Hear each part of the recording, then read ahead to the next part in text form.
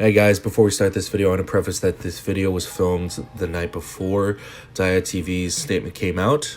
You can take a look at the message here.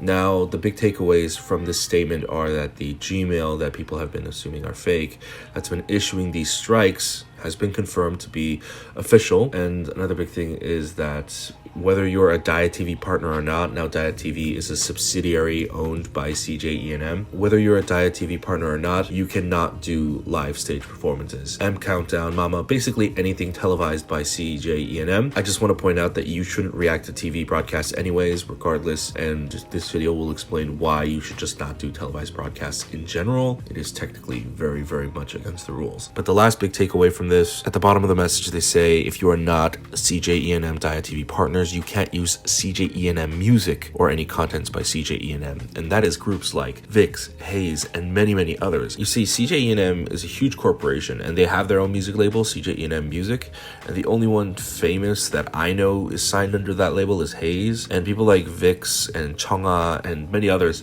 they're signed through subsidiaries, so I don't know if they count as well, but to me it sounds like just basically anyone under the conglomerate. So basically this means that you can't react to CJ music going forward unless you're a Daya TV partner, which is pretty messed up. I'm going to discuss going forward how this is all going to work with other YouTubers like the Jess Life and Jerry, DK TV.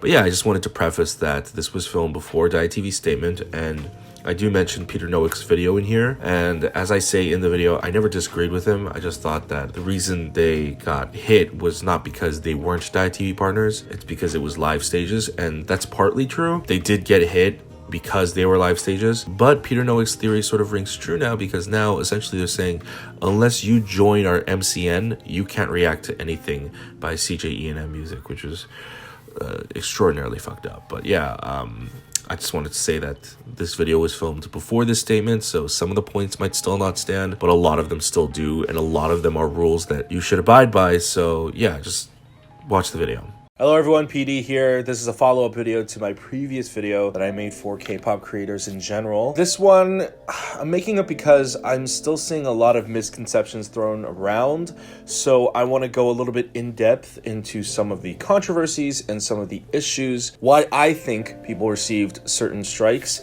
and how you can future-proof yourself going forward. One of the most common misconceptions I'm seeing are people saying something along the lines of, why are these K-pop companies issuing strikes? Don't they know this is free advertisement for their musicians? Don't they want advertisement for their musicians? Here's the thing. The people who issued strikes are CJ but the people who make copyright claims on music videos are CJ Music. There's a complete difference. CJ Music is a subsidiary of CJ which is a subsidiary of CJ Group. Are you following along? So CJ handles the multimedia side of everything, and CJ Music is the music label where they have specific artists signed under them like Hayes. Now this is just theory, but I think music videos are going to be relatively fine and untouched. CJ Music are the ones that issue out copyright claim notices. Copyright claim notices are when the company says to you, hey, we noticed that you're using our shit, but it's okay, we're going to put ads on your videos, and so we're going to make money off of it, but you can keep the video up. Copyright takedowns and strikes are when they say, you can't use our shit,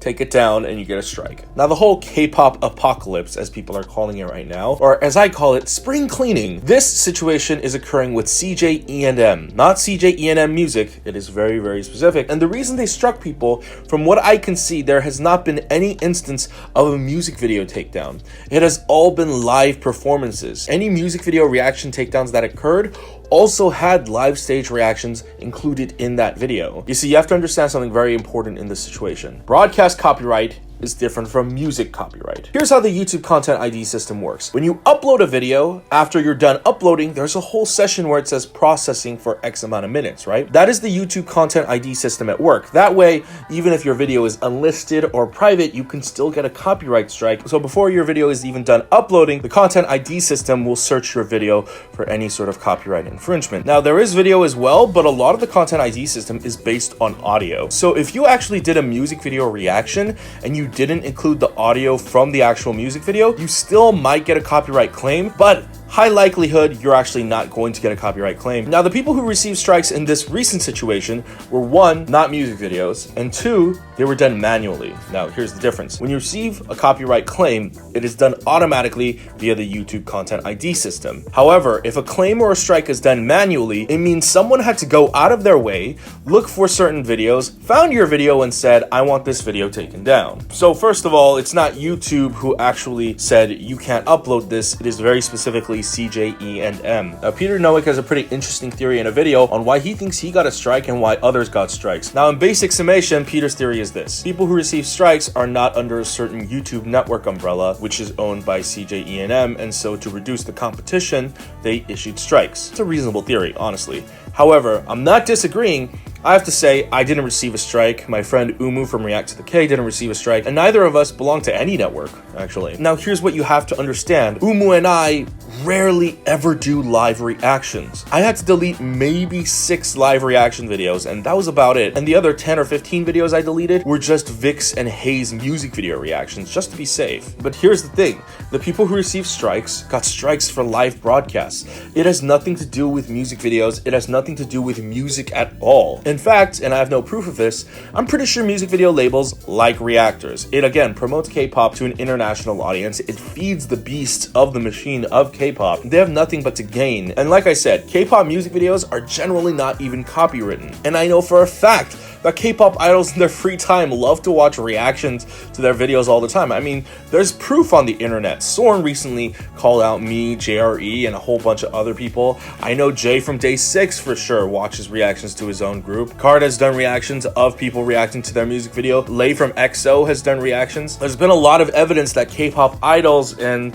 by proxy their labels are actually supportive of reactors. So what's the issue here? Well, like I said, CJE&M doesn't handle the music side. This wasn't about music. This was about a televised broadcast. People reacted to M Countdown performances or any kind of TV broadcast, and you have to understand, if in music videos, the important part of the copyright is the music, in television broadcasts, the important part of the copyright is the video. It's the exact opposite. And that's why a lot of people were actually able to monetize reactions to live performances. You would get a copyright notice here and there, but in general, you could copyright live performances because the audio was not copywritten by KBS or NBC or Mnet or whoever. It was the video, it was the live performance. And so why did it get copywritten? Because it's a television broadcast. You see, you have to understand how the TV broadcast system works. TV is dying, and its direct competitor is YouTube. Television networks hate YouTube. They hate the internet, and they hate that the millennials are killing the television generation. Now, in Korea, TV is still going pretty strong because TV is very, very well integrated into the society there. However, even still, broadcasting companies are very strict about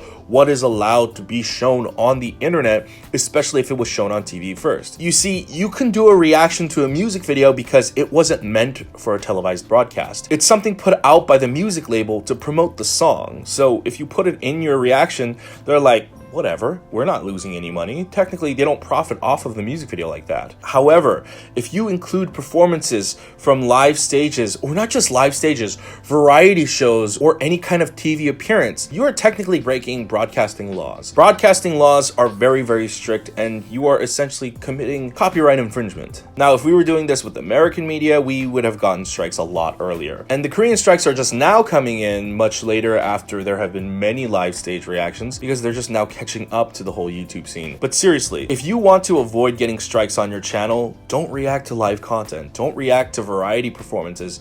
Don't react to anything that was broadcasted on TV for the intention of being broadcast on TV. There's a very important distinction. When a music video is broadcast on TV, you have to understand that music video wasn't created for TV, right? That music video is being broadcasted everywhere. However, if you use clips from M Countdown, from a Korean drama, those things were specifically meant for a specific network at a specific Korean TV channel. When you take that, you are breaking broadcasting laws. Again, we got away with it because Korea is a completely different world away, but now they might be starting to crack down. And listen, some people may argue, oh, this is not really CJE&M, they're using a Gmail. doesn't matter. You shouldn't do it anyways. It's irresponsible for your channel to be blatantly using copyrighted material like this. But it's fucking unfair that you guys got your channels deleted or you got multiple strikes. The whole point of the strike system, and DKDK TV just put up a video that explains this perfectly, is that your first strike is like a warning and you have a 90-day probation period. Everyone who's done this should have just gotten a warning strike. And that's why I operate the channel the way that I do. I uploaded a live reaction maybe once a month, once every other month, or not even one for a while, because every time I uploaded a live reaction, I understood the risk behind it. You have to understand this. YouTube will never protect us. I don't even know if YouTube will honestly consider us YouTube creators, because everything we do is based on copyright infringement. Even our basic reactions, even if we get permission, we're not technically bringing in as much money as we should be. And in fact, for YouTube, it's much more of a headache that way. In fact, I wouldn't be surprised if there's a secret ploy at YouTube to get rid of reactors altogether. This is not just a problem plaguing the K-pop reaction community. I follow the American TV reaction community very closely, and they have been getting hit with strikes recently as well. So in summation, I think music video reactions are honestly safe. Some people like the Just Life worry that eventually CJENM will get power hungry and also issue strikes on music videos. That's your personal choice, and whether you decide to continue doing music video reactions to certain artists is up to you. And with that said, I want to teach you guys how to future-proof yourself. Build a website. One of my biggest idols on the internet is Rooster Teeth. If you guys don't know who Rooster Teeth is, Rooster Teeth has been around for almost 2 decades on the internet, and they have only grown more and more and more. I mean, they have the channel Let's Play, for God's sake. That's how big they are. They have the actual name Let's Play. And I've been following them for over a decade, and the biggest core model they've always taught me is never rely on the platform. You know, they've been around since like the early 2000s, and platforms come and go. MySpace went out of style, you know, and then came along Facebook, and then like things keep switching. YouTube won't go away for a while, but stuff with like the adpocalypse, you know, and now this K-pop spring cleaning. Stuff happens to a platform when you don't own it and you don't control it, and it makes your source of income worrisome.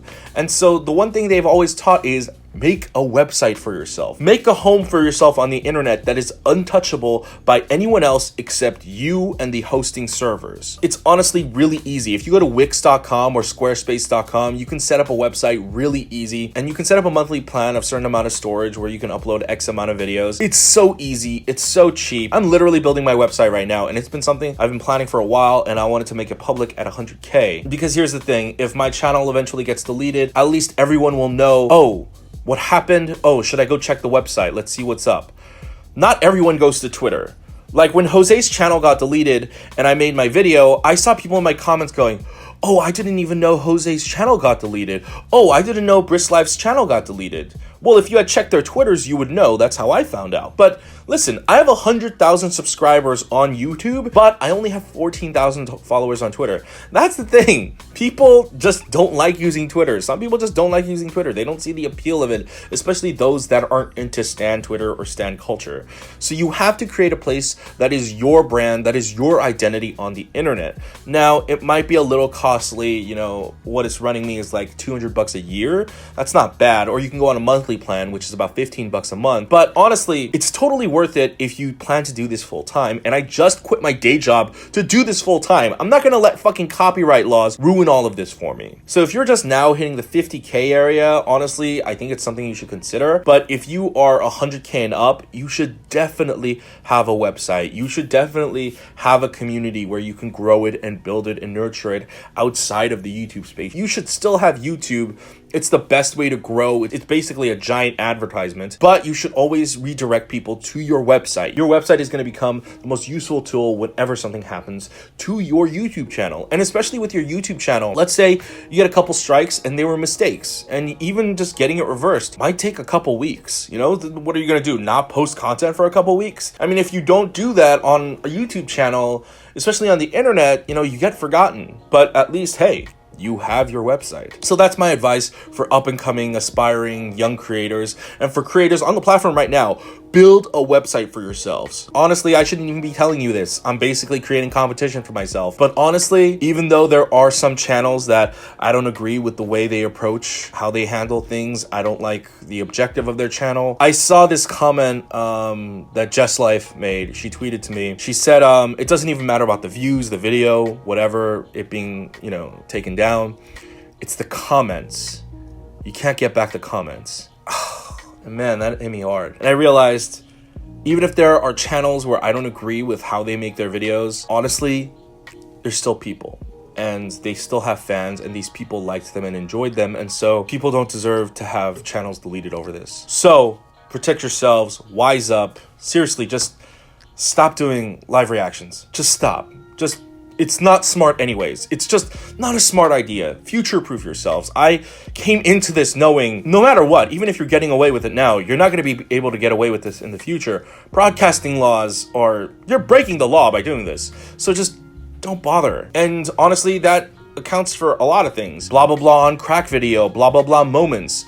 Unless a video is specifically owned by the music label, dance practices, Bangtan bombs, don't react to it. If it was broadcast on television first for the sole purpose of being broadcast on television, don't react to it. Anyways, guys, that's all the advice I have for you. I hope this was helpful to some people, all people, many people. If you enjoyed this, just go ahead, click like down below. Go ahead and share this with other content creators. I really hope that this will help people out. Like I said, go ahead and watch DKDK's video. I'll put it over here.